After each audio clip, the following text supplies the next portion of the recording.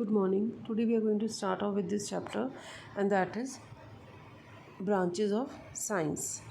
And in this chapter we are going to discuss some descriptions are given here, and you have to match it. So a branch of medicine that deals with the study of blood and its diseases. So blood and its diseases, it is hematology.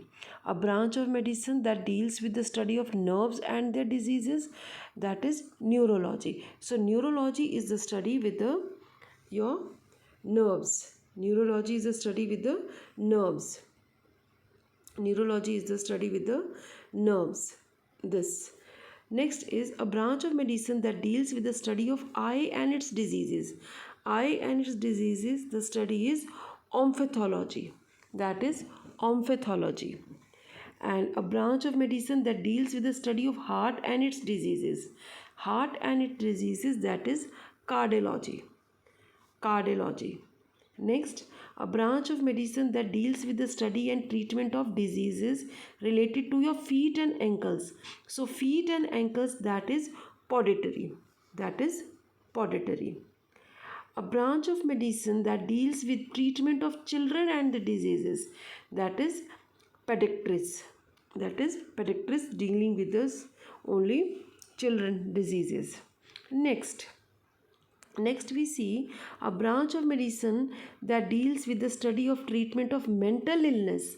So, mental illness is with psychiatry. Psychiatry. A branch of medicine which deals with disorders of the stomach and intestines, that is gastroenterology. That is gastroenterology. Hope it is clear to you. Next, we see electricity. Dash ran his famous kite experiment in 1752, proving that lightning produces electricity, and that is Benjamin Franklin. He got us with famous kite experiment. He proved that lightning produces electricity. Dash pioneered the generation, transmissions and use of alternating current, Nikola Tesla. Nikola Tesla.